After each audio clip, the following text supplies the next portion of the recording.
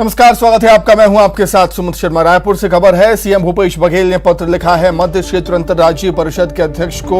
पत्र लिखा है सीएम भूपेश बघेल ने अमित शाह को पत्र लिखा है। राज्य में 2G एथेनॉल रिफाइनरी की स्थापना के लिए यह पत्र लिखा गया। रिफाइनरी की स्थापना के लिए निर्देश जारी करने का अनुरोध किया है सीएम भूपेश बघेल ने पत्र के जरिए। धान की फसल के अवशेष से राज्य में एथेनॉल उत्पादन शुरू करने के संदर्भ में अपनी बात रखी है।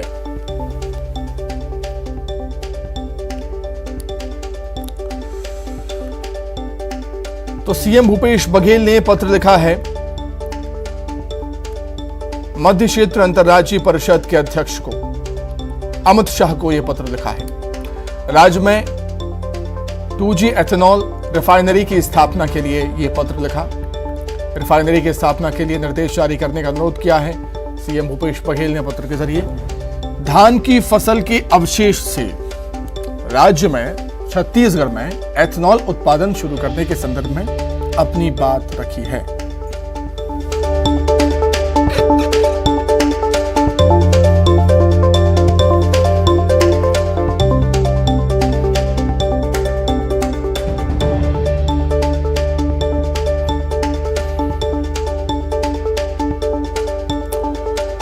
रायपुर से बड़ी खबर, सीएम भूपेश बघेल ने पत्र लिखा है अमित शाह को। रिफाइनरी की स्थापना के लिए निर्देश जारी करने का अनुरोध किया है सीएम भूपेश बघेल ने पत्र के जरिए अमित शाह से। ज्यादा जानकारी के लिए बातचीत करेंगे, संवाददाता ममता लांजेवाल जुड़ी हुई हैं। ममता, अनुरोध तो किया है सीएम भूपेश बघेल ने और मंशा भी अच्छी है। देखने वाली बात होगी कि अमित शाह किस तरीके से लेते हैं इस अनुरोध को, इस मांग को।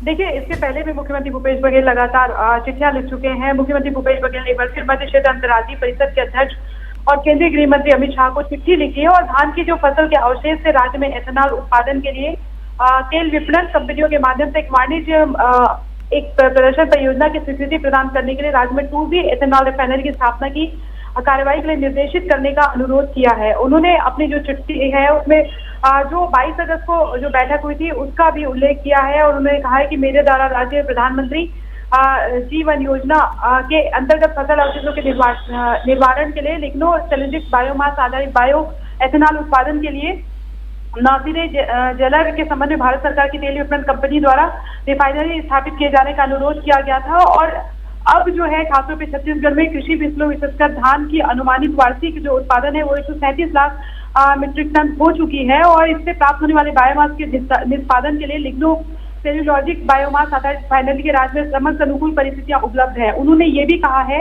कि राज्य सरकार के नगरीय निकाय और गौठान समितियों के द्वारा बैकवर्ड लिंकेज के माध्यम से जो लिग्नो सेल्यूलोजिक बायोमास है उपलब्ध कराने के लिए स्ट्रेटेजिक जो पार्टनरशिप है वो किया जा सकता है, जिसके माध्यम से योजना के उद्देश्यों की पूर्ति के लिए निर्धारित लक्ष्यों के अनुसार कृषि अवशेषों को जलाने से उत्पन्न जो पर्यावरण जो प्रदूषण है और नगरीय क्षेत्रों में ठोस अपशिष्ट प्रबंधन में कमी की जा सकती है। उन्होंने ये भी कहा, अमित शाह ने कहा है कि धान की फसल के। ठीक है ममता, बहुत धन्यवाद आपका जुड़ने के लिए और तमाम बातचीत के लिए। रायपुर से ही बड़ी खबर, प्रदेश में चल रहे सड़क निर्माण कार्यों की समीक्षा की है सीएम भूपेश बघेल ने। समीक्षा बैठक की, मुख्यमंत्री ने निवास दफ्तर में समीक्षा बैठक ली है। बैठक में PWD मंत्री ताम्रध्वज साहू और अधिकारी भी मौजूद रहे। RIDCL की समीक्षा बैठक की है। सड़क निर्माण कार्यों में तेजी लाने के निर्देश दिए हैं सीएम भूपेश बघेल ने। सीएम ने अधिकारियों को निर्देशित किया है कार्यों को गुणवत्तापूर्ण और समय पर पूरा किया जाए। वहीं पूर्व सीएम डॉक्टर रमन सिंह ने छत्तीसगढ़ की खराब सड़कों के लिए सीएम को जिम्मेदार ठहराया। पूरे छत्तीसगढ़ की सड़कों की दुर्दशा यदि है और जिस प्रकार का नारा चल रहा है छत्तीसगढ़ में लबरा के डबरा, तो ये लबारी बोलने वाला मुख्यमंत्री भूपेश बघेल बेनकाब हुआ है। नए सड़क बनाने की बात छोड़ो, रिपेयर, एनुअल रिपेयर के लिए पैसा नहीं देकर 4 साल में जर्जर स्थिति में ले आया है।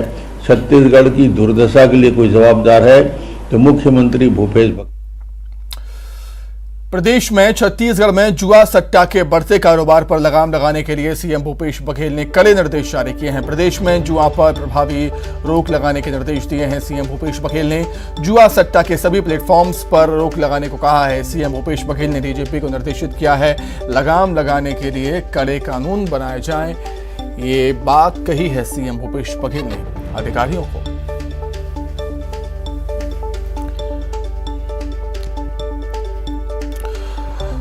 तो प्रदेश में जुआ सट्टा पर, जो जुआ सट्टा का कारोबार है, उस पर लगाम लगाने की कोशिश है प्रदेश की सरकार की। सीएम भूपेश बघेल ने निर्देशित किया है डीजीपी को कि कड़े कानून बनाए जाएं। रायपुर से बड़ी खबर, गरबा मैदान विवाद मामला। बीजेपी ने शंकर नगर चौक पर प्रदर्शन किया है। इस मसले को लेकर संजय श्रीवास्तव ने समर्थकों के साथ जाम लगा दिया। बीआईटी ग्राउंड में गरबा और दशहरा उत्सव मनाने की सियासत यहां पर हो रही है। कांग्रेस नेता पर लगा है ग्राउंड हथियाने का आरोप। जिला प्रशासन ने बीआईटी ग्राउंड में 2 समितियों को बीआईटी ग्राउंड दिया है। ग्राउंड को 2 भागों में दोनों ही नेताओं से जुड़ी समितियों को दिया है और अब बीजेपी आरोप लगा रही है कांग्रेस नेता पर ग्राउंड हथियाने का।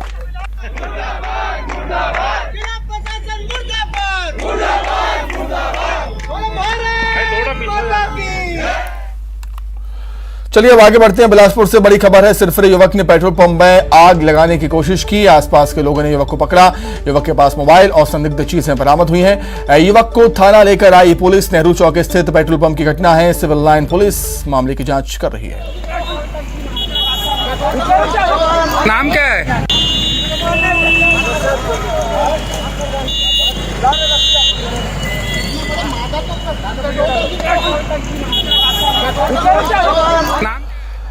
राजनांदगांव से बड़ी खबर है। सुरक्षा बलों ने टिफिन बम बरामद किया है। 7 किलो का टिफिन बम बरामद किया है। जवानों ने सर्चिंग के दौरान जवानों को यह बम मिला है।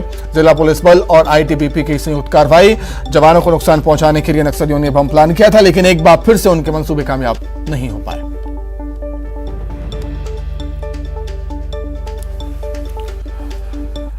रायपुर में मुख्यमंत्री बैडमिंटन ट्रॉफी अंतर्राष्ट्रीय प्रतियोगिता में देश विदेश के खिलाड़ी अपना दमखम दिखा रहे हैं। कल सेमीफाइनल मुकाबला होगा। आज मिश्रित युगल के क्वार्टर फाइनल में ईशान भटनागर और तनीषा क्रास्टो भारत की जोड़ी ने जीत दर्ज की। पुरुष एकल क्वार्टर फाइनल में आदित्य जोशी ने जीत दर्ज की है। महिला क्वार्टर फाइनल में मालविका ने इशरानी बरुआ को हराकर अपनी जगह बनाई।